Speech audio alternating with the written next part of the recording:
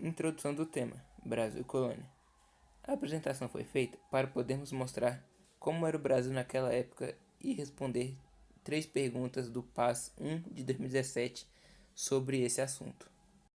Índice: apresentação sobre o tema, redação sobre o tema, vídeo, perguntas do PAS, respostas com gabarito. No período quando o governo português enviou ao Brasil a primeira expedição colonizadora chefiada por Martim Afonso de Souza, que foi um nobre militar e administrador colonial português. Em 1532, ele fundou o primeiro núcleo de povoamento, a Vila do São Vicente, no litoral do atual estado de São Paulo. Logo após a chegada dos portugueses ao novo território, a primeira atividade econômica girava em torno da exploração do pau-brasil. No início da colonização, expedições foram enviadas por Portugal, visando reconhecer toda a costa brasileira e combater os piratas e comerciantes franceses. Martim Afonso de Souza, em 1532, instalou em São Vicente a primeira povoação dotada de um engenho para a produção de açúcar. Foi no Nordeste que a atividade açucareira atingiu seu maior grau no desenvolvimento, no Pernambuco e na Bahia, no século XVI e no século XVII. Essas regiões tornaram-se o centro dinâmico da vida social, política e econômica do Brasil.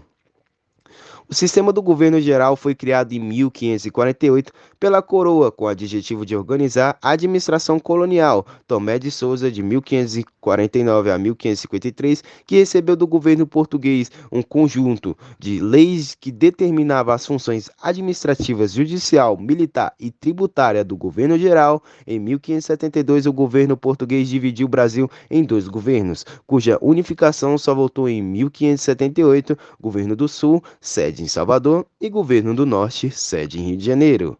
O sistema colonial entrou em decadência principalmente pelo desejo do povo de quebrar vínculos com Portugal. Muitas revoltas ocorridas no Brasil foram reflexo dessa insatisfação, como revolta de Beckenham em 1684, Guerra dos Emboabás em 1708 a 1709, Guerras dos Mascates 1710, Rebelião de Vila Rica, 1720. Além dessas revoltas, ocorreram movimentos separatistas como a Inconfidência Mineira, em 1789, e a Conjuração Baiana, de 1798. A Era do Brasil Colônia teve fim no dia 7 de setembro de 1822, quando Dom Pedro declarou a independência do Brasil.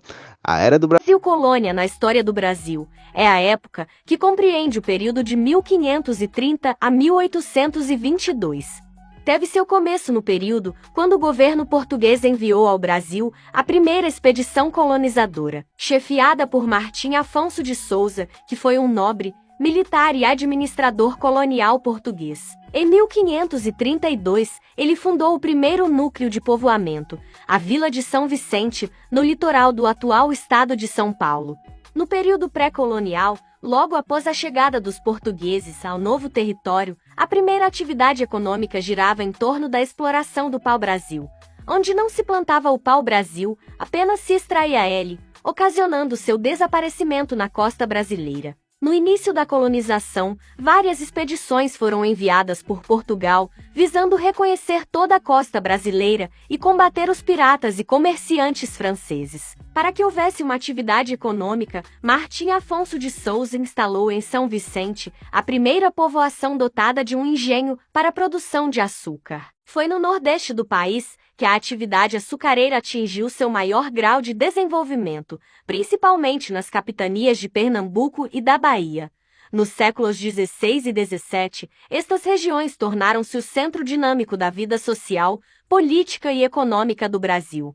O sistema de governo geral foi criado em 1548 pela coroa, com o objetivo de organizar a administração colonial. O primeiro governador foi Tomé de Souza, no ano de 1549 a 1553, que recebeu do governo português um conjunto de leis que determinavam as funções administrativas, judicial, militar e tributária do governo geral.